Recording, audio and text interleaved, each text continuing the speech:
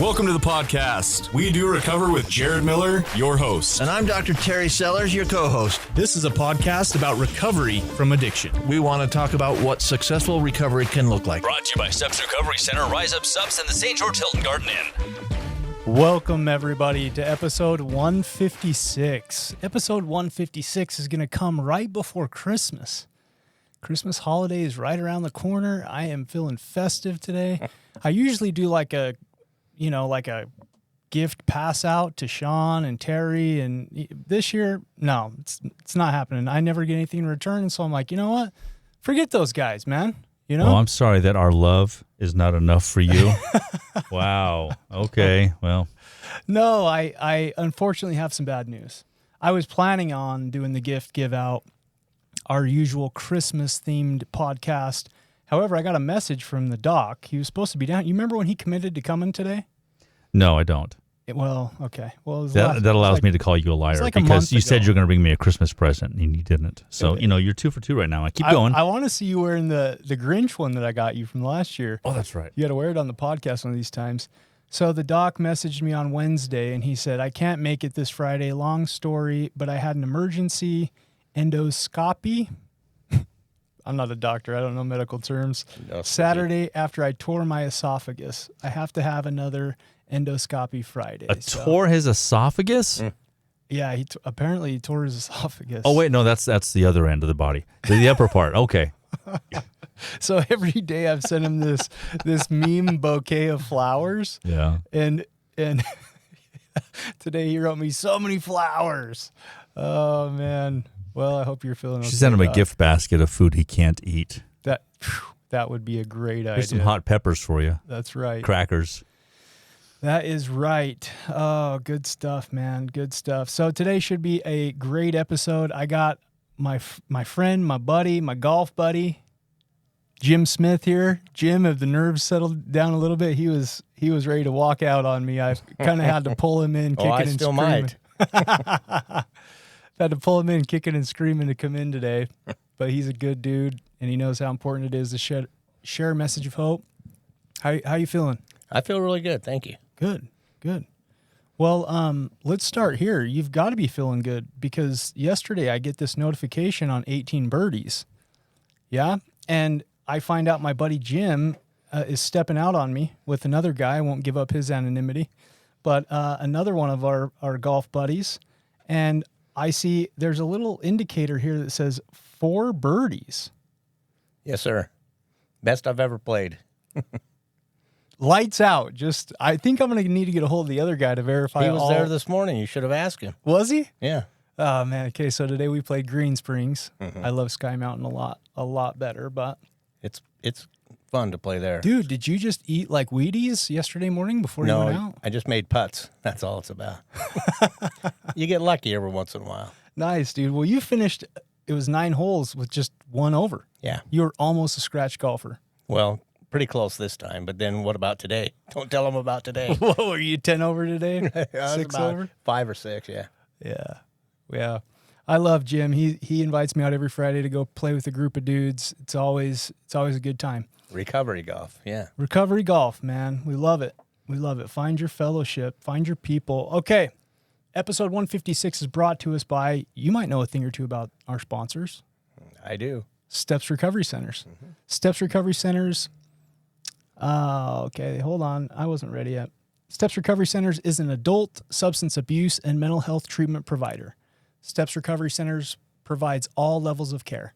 They have a medical detox facility, multiple residential treatment centers, and outpatient services reaching from the top of Utah to the bottom. Recovery starts with you.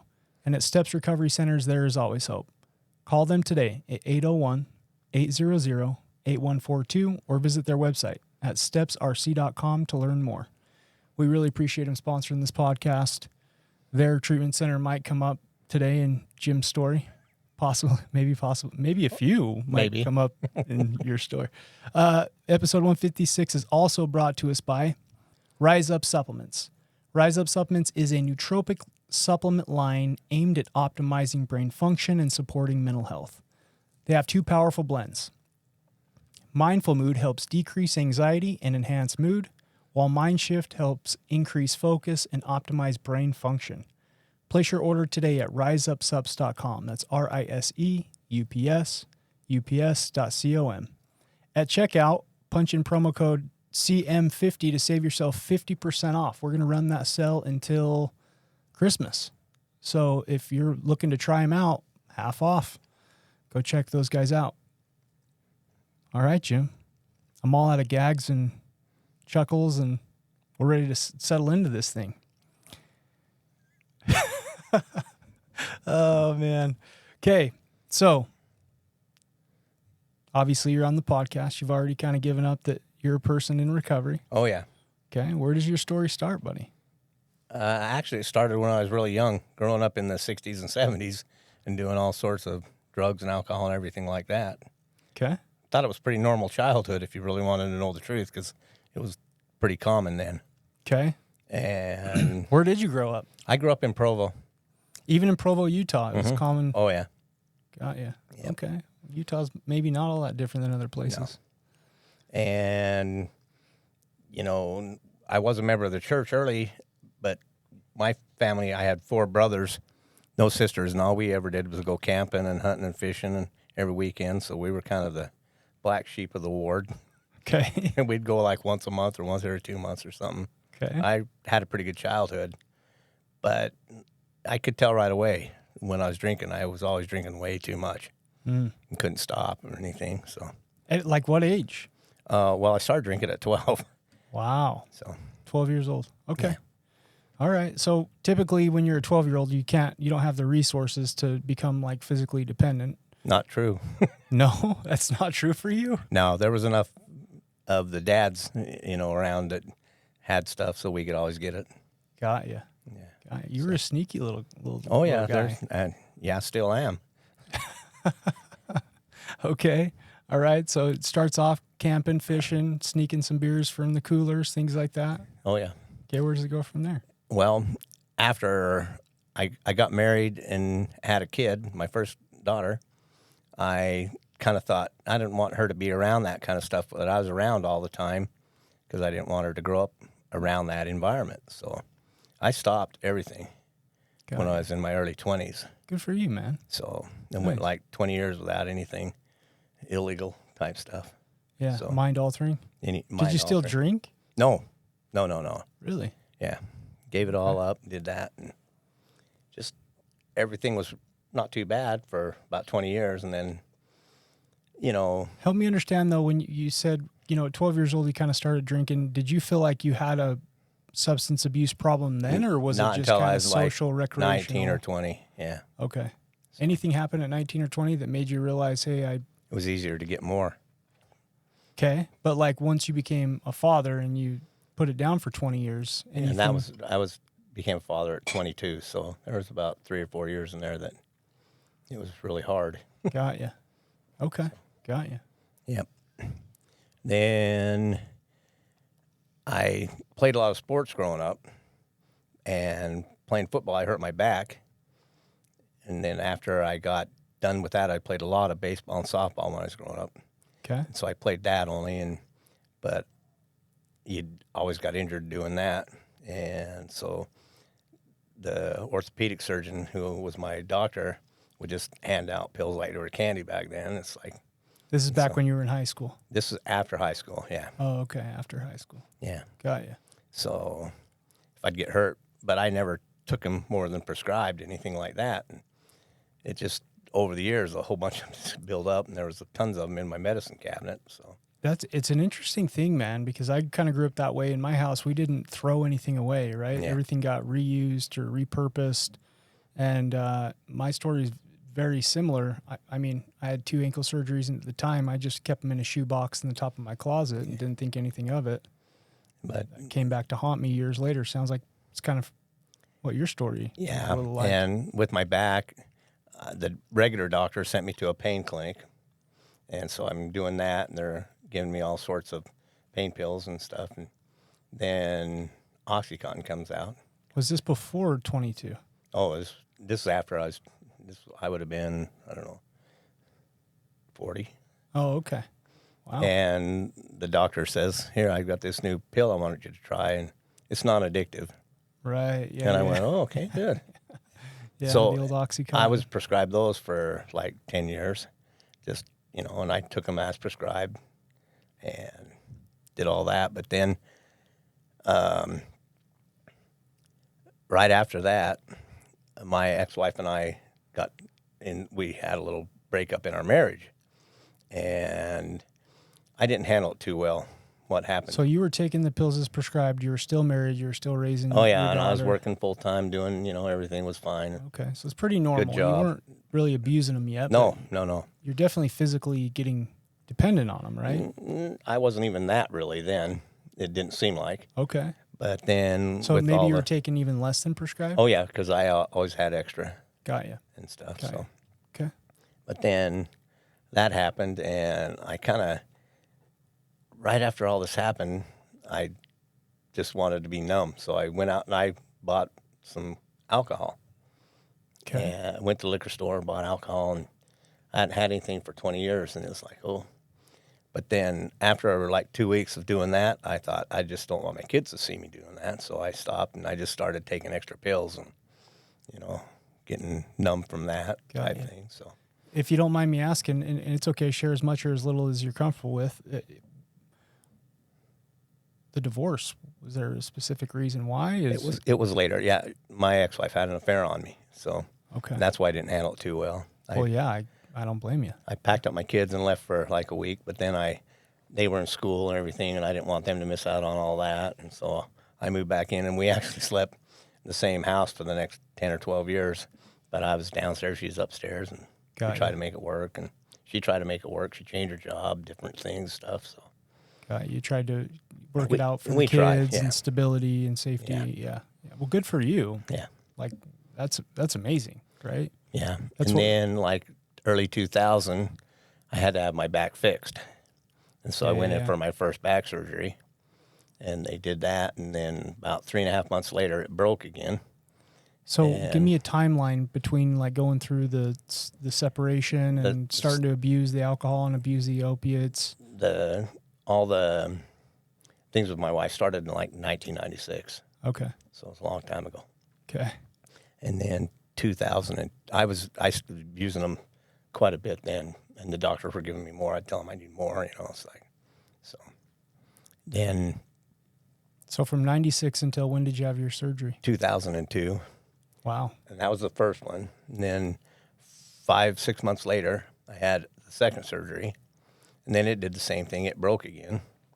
And then they told me I can't have another surgery for a year. And my exact words were, what am I supposed to do? Right. And he goes, we'll just give you more pain pills.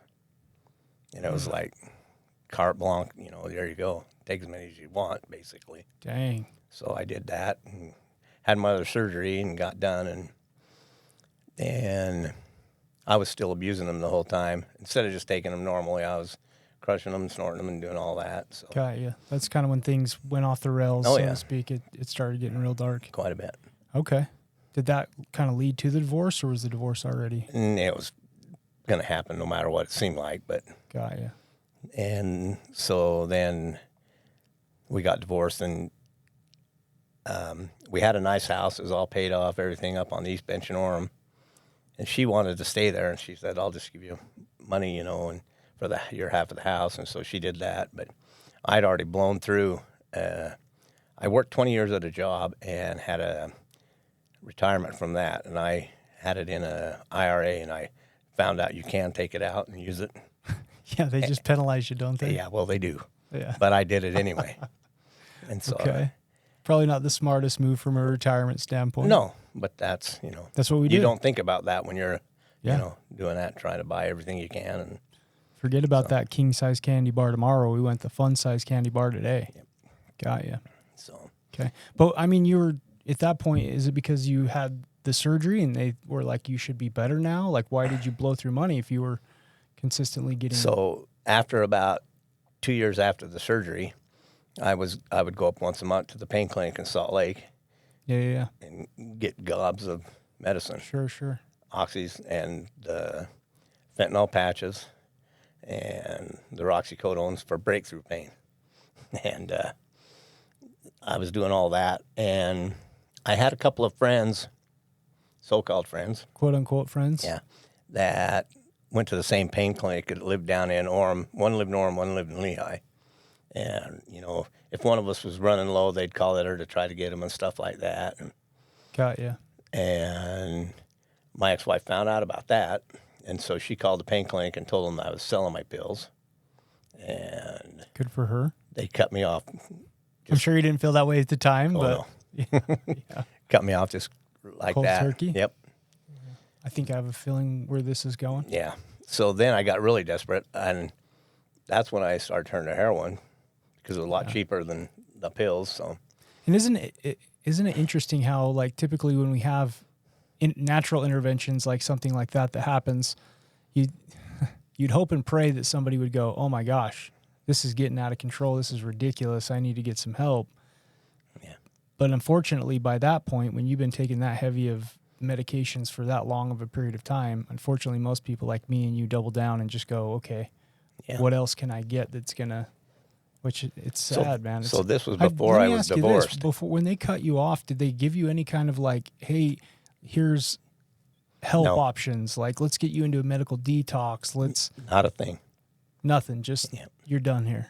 They gave me one more month of the fentanyl patches to kind of go with withdrawals, take care of the withdrawals. That's what he said. Got you. So, Yeah. I hope today we do a better job of that. I would think that we do with all the awareness of the opioid crisis and everything that's going on. yeah. Because in a way, if somebody who's been taking that strong of a medication for that long, and again, I can totally relate to this because we have very similar stories when it comes to this.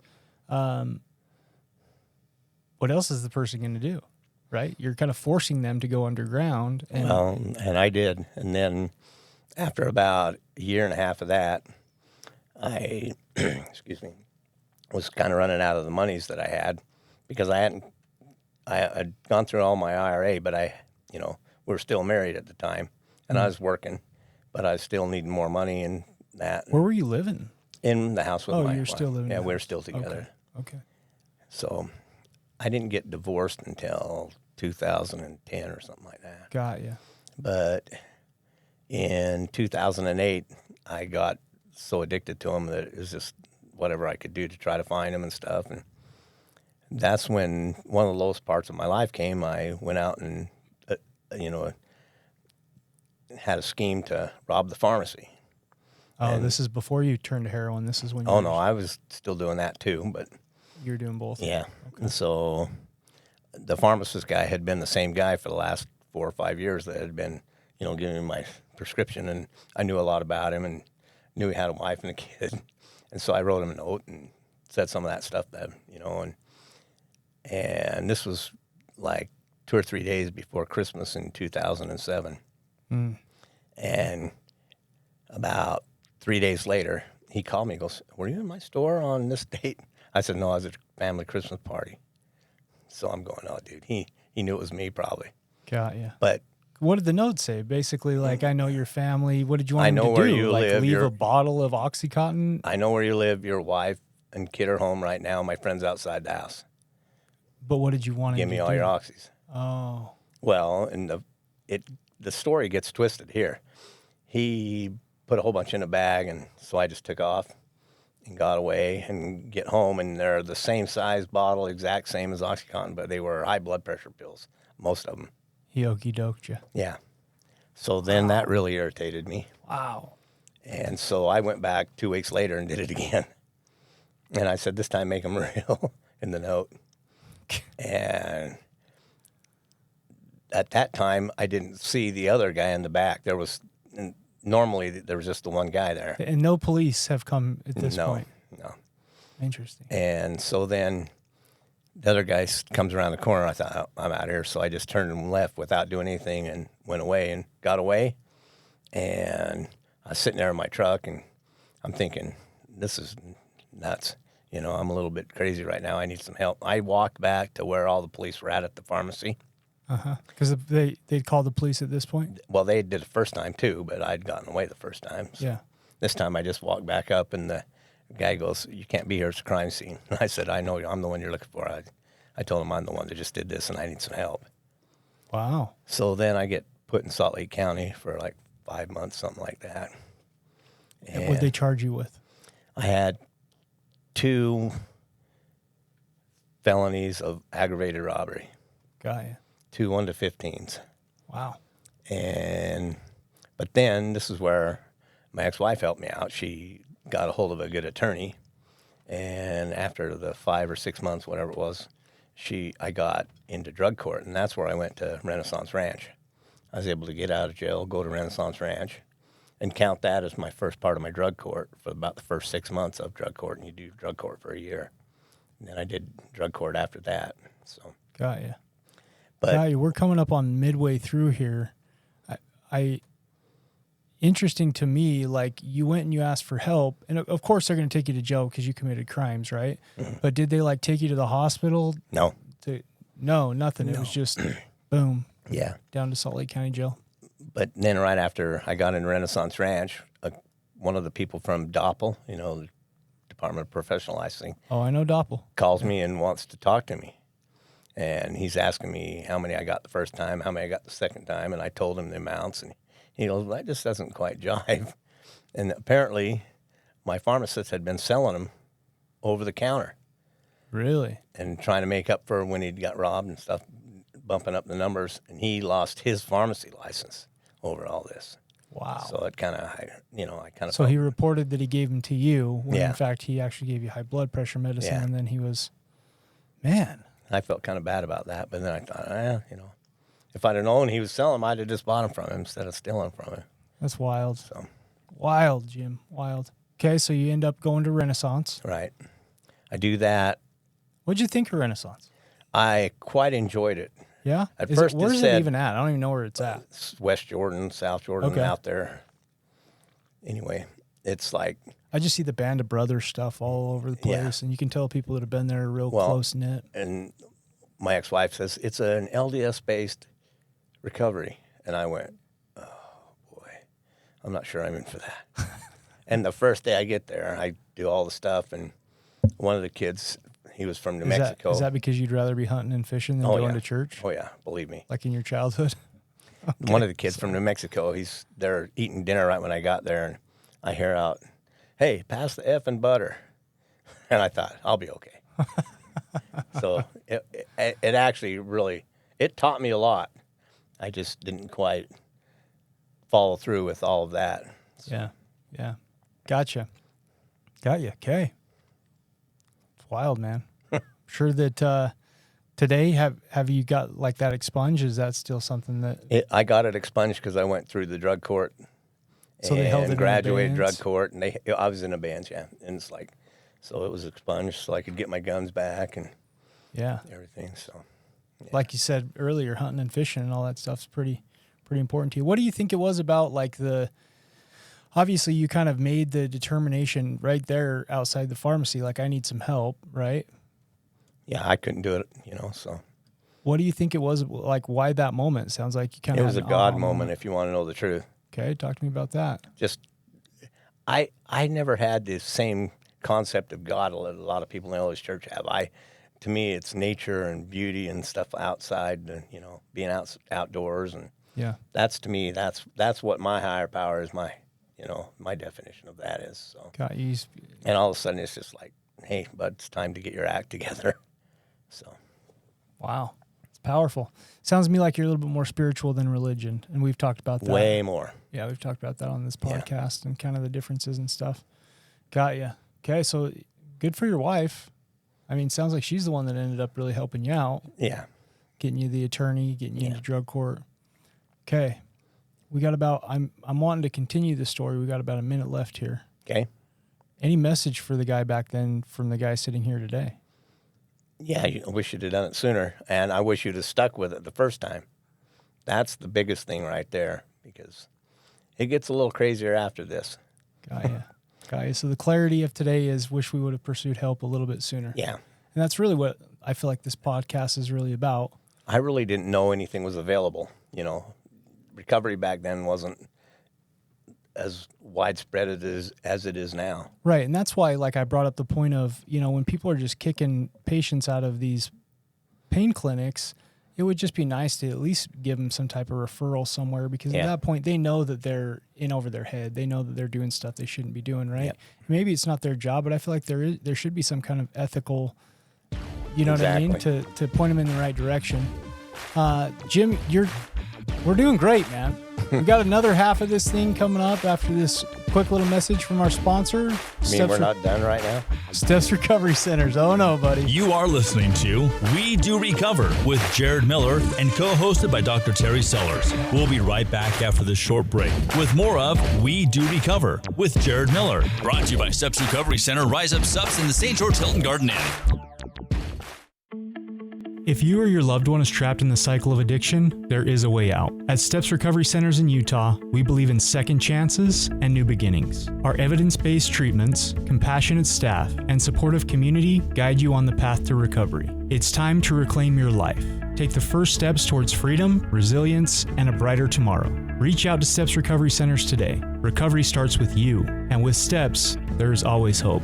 Call us or visit our website to learn more.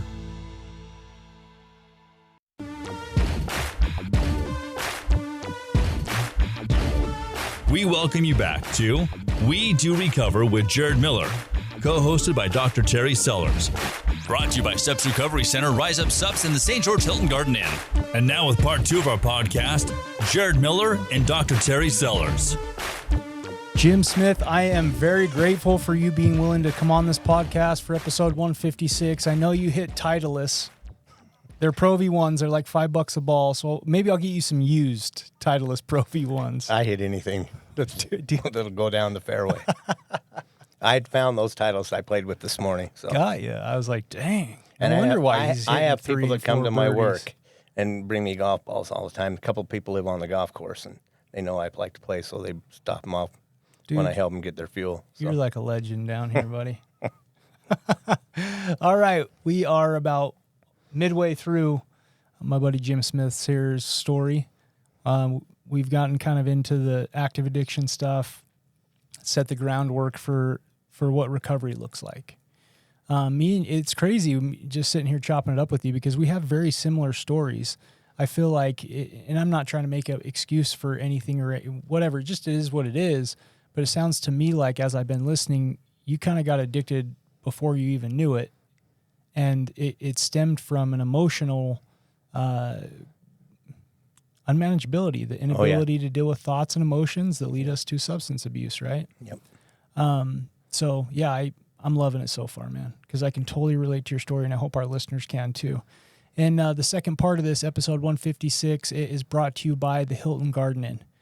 It is always sunny and bright at the Hilton Garden Inn in St. George, Utah. If you or a loved one are traveling through this area of southern Utah, give them a Google search. Type in Hilton Garden Inn in St. George, Utah. They have amazing amenities. I highly, highly recommend them, not just because they sponsor this podcast, but just because they have great sized rooms. The pool is always gorgeous. They have a really nice hot tub. The biggest thing, honestly, for me, though, is the staff. Staff is always super friendly, always nice. Customers always right. Old school customer service, right? If you're listening to this and you're unfamiliar with Utah, why don't you check out, am I saying it right? Zion? First one. Zion? Yes. Zion National Park. We also have, what are some of the other national parks around here for people outside of the state of Utah? The Hurricane National Park. Tululu. Is there a Hurricane National Park? Well, it's you have to take a left at Tululi National Park. He's just messing with me now, man. Also, what's the other one? The national park that's Snow Canyon.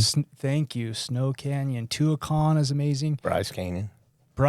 Thank you. Yeah, like seriously, if you're not from Utah, we have a lot of listeners out of the state of Utah. First of all, thank you for listening. The to this. Gorge on a Friday night. Yeah, And on a Sunday night. the Gorge, baby. Yes, check out Southern Utah. It's just come here on a vacation. I promise you won't regret it, especially if you go to Zion. Not Zion. Zion. Okay, let's get back to Jim's story here. We appreciate the Hilton Garden Inn for sponsoring this podcast. If you do come visit, please give them a shot at your business. Jim, sounds like you made it to a treatment center. Yeah. And then drug court. They held your charges for, kind of doing some really stupid stuff with a pharmacist, right? And then the pharmacist in turn did some really stupid stuff, to be fair. Okay. Yeah. All right. Where does the story go from here? Then? Well, actually, we'll go back to Renaissance Ranch because I really did learn a lot there that I didn't really understand, because I didn't know about addiction or any of that stuff. So, Okay. and it worked for a while. Okay. But then Was Renaissance like really, were they a 12-step heavy program? Yeah. Got you. Yeah. Got you. Because I get this question all the time from listeners that know our sponsor Steps, sponsors this podcast is like, are they really step heavy? And my answer to that is no. Like the 12 steps are going to be everywhere that recovery is because of, they've been around since the 1930s, right? But that definitely isn't like the main thing, So I just wondered because I've heard that Renaissance. It really is actually. Yeah, very, very 12-step Very 12-step heavy. oriented. Got you. Now, do they follow like the 12 steps of Alcoholics Anonymous, Yes. Narcotics Anonymous, or is No, it's AA mostly. Got you. So it's not because I know the LDS Church has their own 12 steps. Yeah, it's like addiction recovery, ARP. Yeah, Yeah. but it's not that they follow. It's more AA stuff. Yeah. Okay. At Renaissance All right, Ranch. all right, Yeah. Okay. Thanks for letting me pick your brain. And here. and I'll tell you, that's some of the reason I shouldn't say it's some of the reason, but I think to myself it's some of the reason that it didn't stick with me because I hadn't had a drink at that time in, a long, long time. So you're telling yourself, "Oh, I'm not an alcoholic." Yeah, and we're going to all the meetings and stuff, and I was going, don't quite fit in here. I mean, they were old Yeah. like me. In other words, very know. similar to a lot of people. You were looking for differences instead of similarities. Exactly. Yeah. Rationalizations, justifications. So what did that look like? So I stopped going. To Renaissance or no, to AA? To AA. Okay. And I kind of, after I stopped going, just it reverted back out. Same thing. I got a job where a guy had 25 years in AA, and I told him what had happened, all the stuff, and then he asked me who my dad was, and I told him, and he goes, "Oh, okay, you're hired," because he knew my dad. Oh, wow. Well, that's cool. So, and I'm working for him for a while, and I move a desk for him, and I get a sharp pain in my stomach, and here we go again with more injuries. Wow. I had a hernia. I had two of them, so I went and got it fixed, but the doctor only fixed one of them instead of both of them. So about 3 weeks later, I had to go back in and get another one, and this time, while I was in the hospital, I contacted MRSA, which is a pretty bad it's infection nasty. disease. You Yeah. can die from MRSA. Yeah, you have to cut it and put a packing in there and change it every so many hours and stuff. And the doctor who did it the first time in the ER didn't get all of it out, and so the next day my leg was bright red and infected. But I waited for my ex-wife to come home from work because she is a nurse, and I said, "What am I supposed to do?" She goes, "We're going to the hospital right now." Yeah. I get there and the doctor goes, "Well, he should have cut it more, and I'm going to have to, give you an injection and that," and all of a sudden, boom, right in my hip, and I'm getting Demerol shot. And I looked up and I could see my ex-wife's eyes, and she's just like, you could see the fear. She was so afraid of that because she could see me going, Ping. Yep. And then, because I had done the first 3 weeks and I had stopped taking the pain pills again, so, because I did them as prescribed. Right. But after that shot, it was like game on again. I feel like you were just right back in your, got you. So then started doing the same stuff, going back out and buying heroin, doing that. And So it took you back that quick. yeah, within like a day or two. Wow. I don't know why, but But at the time, though, you had some clean time, right? I had about 2 years. Okay. Yeah. So you're not physically dependent. It's No. just that it's just the power of the craving. It's Yeah. the mind going. Yeah. Got you. So Real quick question. Mm-hmm. Sorry, let me slow you down here for a sec. Real quick question. So the idea of addiction, the reason why some people are more vulnerable than others, basically boils down to epigenetics. Epigenetics is a genetic thing that kind of sits in your DNA, right, dormant until it's activated, until basically it gets turned on. Are there people in your family that you're aware of higher that came before you that struggled with addiction or alcoholism, all that? yeah, my dad struggled with alcohol, but it was more he drank a lot, but until he got to about 50, and then he just quit. But, it was in excess. They were built younger. different back then, Yeah. weren't they? All his brothers did the same, when we'd go deer hunting, that was all what it was all about. And so, Got you. Okay. So you probably definitely have that oh yeah, in the I genes. come by it quite honestly.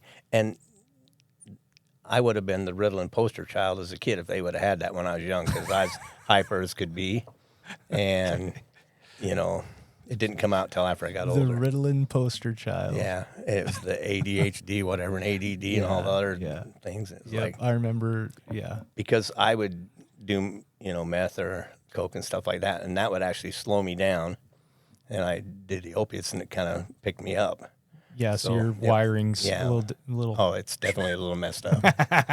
We know that. Okay. All right. So let's talk about. So you get the shot of Demerol, right? Because you got the infection. You got a double or triple hernia. Yeah. Yeah. So Double. with a bad back, you should have never been lifting desks and stuff. But it's okay, right? Like it is. I didn't want to let my boss down.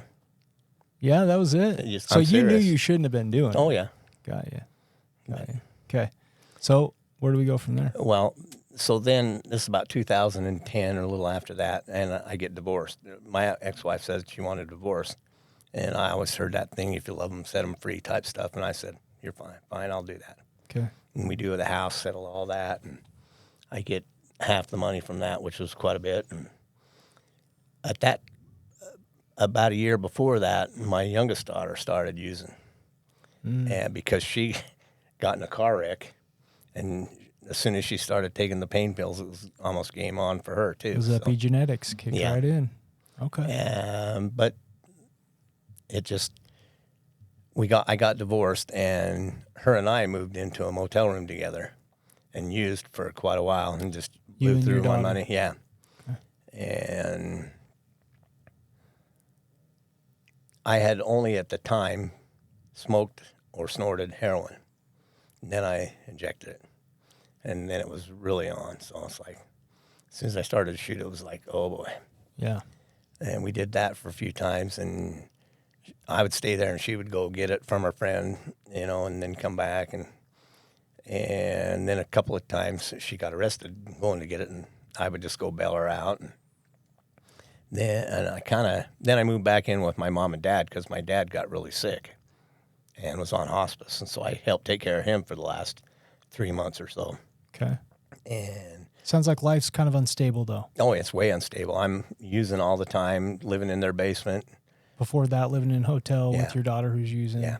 She's getting arrested. You're having to bail her She out. actually came and lived with me in the basement of the house there for a while, Yeah. but then she got arrested again. And this time I didn't bail her out. I told her, no, you got to just figure it out on your own. Yeah. So this is And that's the best thing I ever did. I talked So, Mm-hmm. about unmanageability earlier, and that was more of an internal unmanageability. This is like external unmanageability. People can look at your life and go, "Man, they're struggling. Something's up." But when you're on hospice, they bring in all this morphine, Sure. and they don't keep track of it. And what does that tell my brain? It's there for the taking. Oh. And so it's like, I did that. Yeah. Not proud of it, but I did it. Right. Yeah. Because you don't think about what's happening or the consequences or any of that stuff. And there's never any red flags, never any questions. No, because they just bring it in. They just need, if you tell them he needs more, they just They bring more. bring in extra and say, does he need more? Does he need more? Yeah. Oh, yeah. Got you. So Dang. Okay. anyway, then she gets out of jail on her own, and I used some of the money that I had left over to put her into Matter up in Ephraim, the rehab. She did that for a while, and it worked out pretty good for a little while, but then she went back out. And in the meantime, I'm doing it a lot. And then I lost two When of my... you sent her to Matter, is it because you were like, you didn't want her to have this life? No, or well, were you yeah, worried that about her too, but dying? What she was asked me to get her some help too. Okay, so Yeah. some of those arrests were wake-up calls. So, yeah. Okay. And she'd ask her mom, but her mom says, ask your dad because it's his fault you're an addict. Oh, yeah. So Yeah. she's, okay. So, but, Okay. that's neither. Here nor there. Yeah. Okay. So you kind of, eventually you said that you lived with them for the last 3 months. So for 3 months, you're basically just, So then after my dad passed away, I stayed there in the basement, just living there. And I I started drinking again really heavy at the same time as using too. So yeah, my life for like 8 years consisted of liquor store, Maverick in the morning to wait for the liquor store to open, and my dealer's house. Yeah. Those three things. And basically, I lived in my car a lot.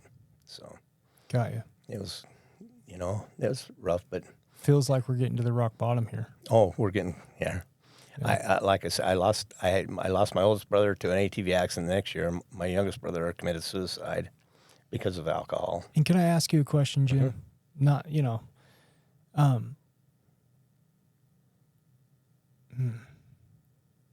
it seems like there's a certain generation that you don't talk about feelings, you don't talk about grief, you don't work through that type of stuff.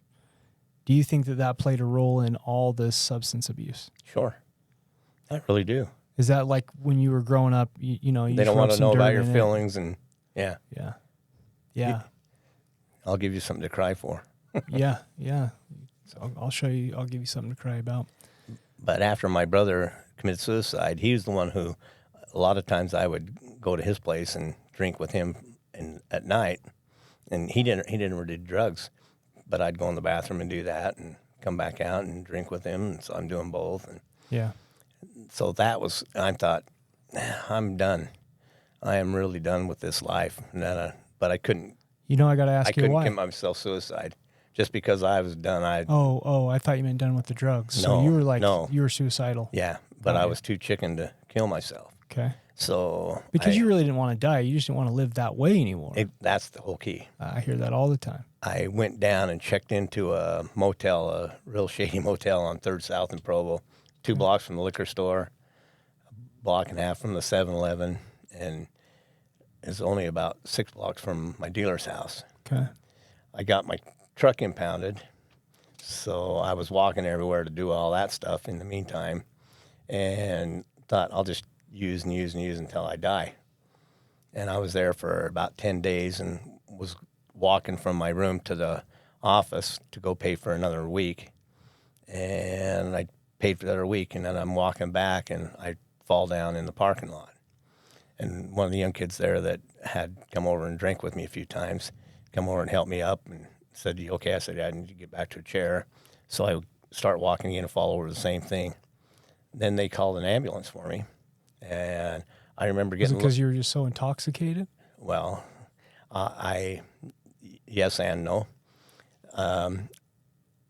I remember getting put in the ambulance, and then I don't remember anything for 5 or 6 weeks because I was in the ICU. Wow. They had to open my stomach and reattach all the tubes because it had blown apart, and did that. And they had to do it that day, and then the next morning they did it again. And so... Jesus, Jim, you're a walking medical...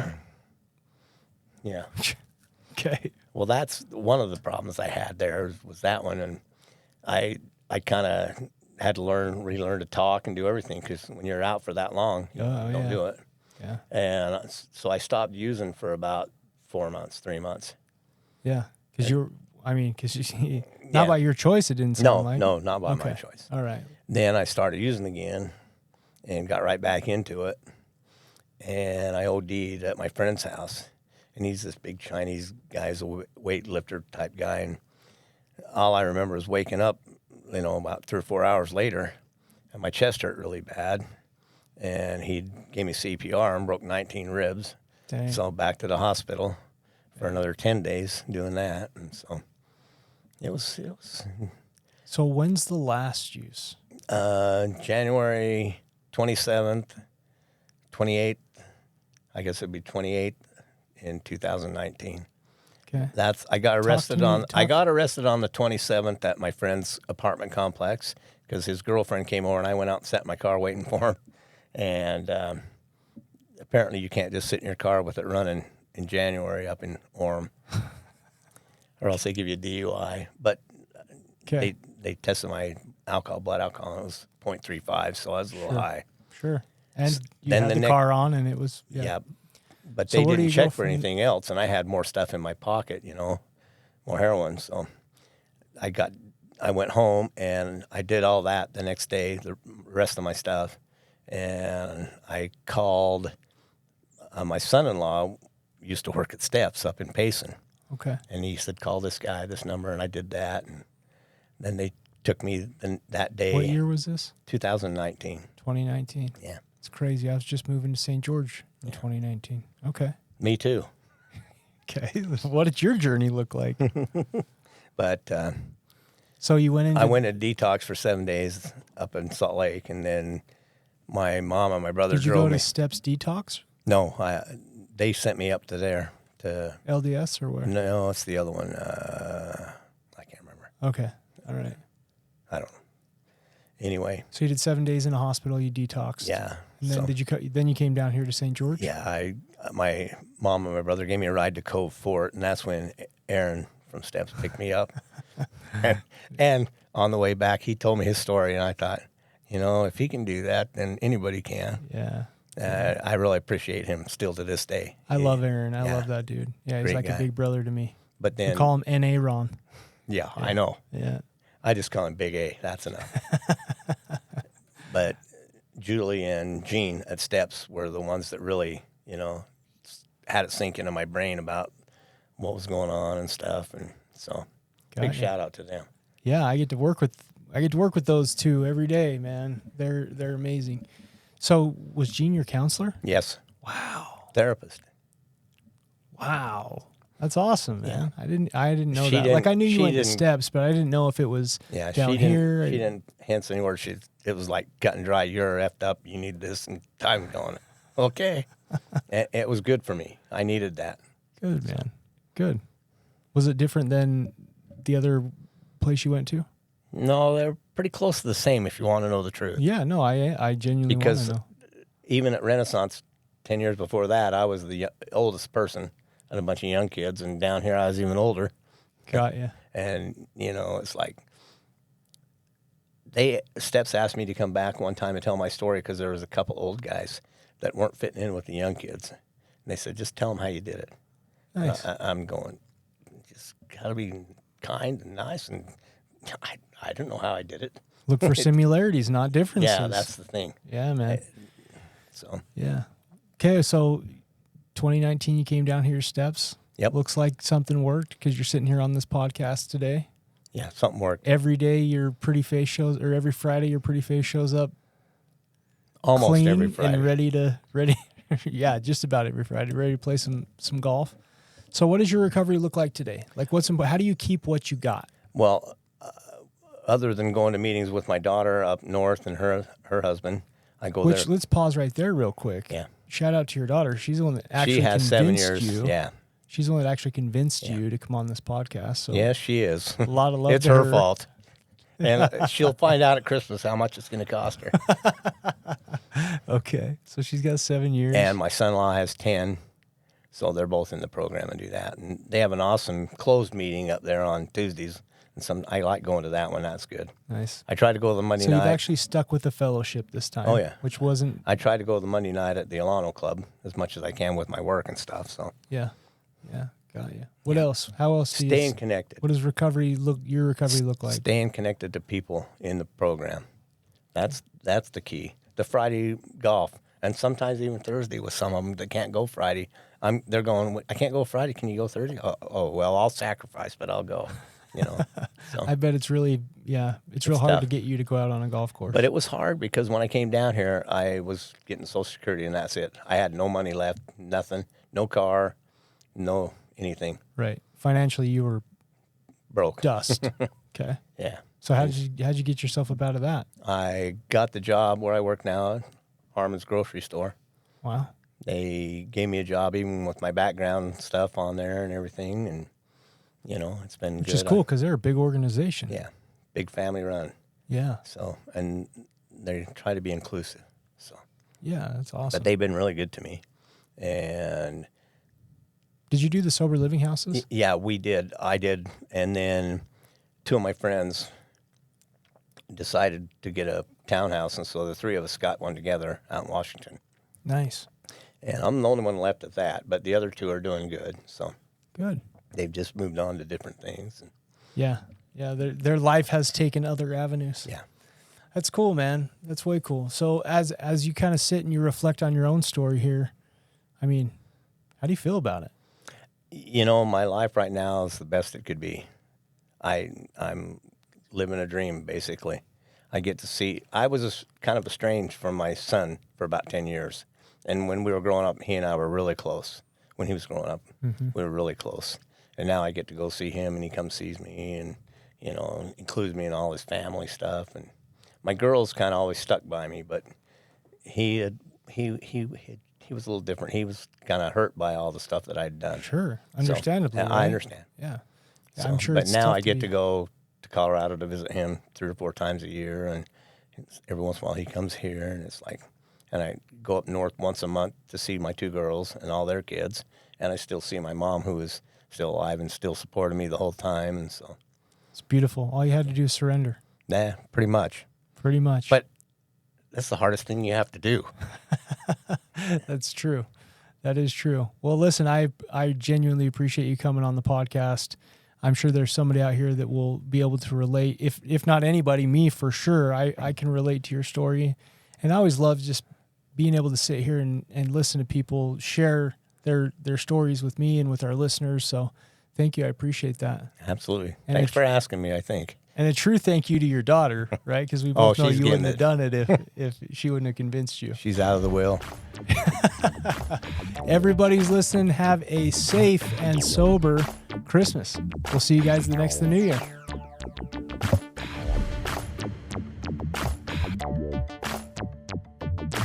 Thank you for joining us today on We Do Recover with Jared Miller.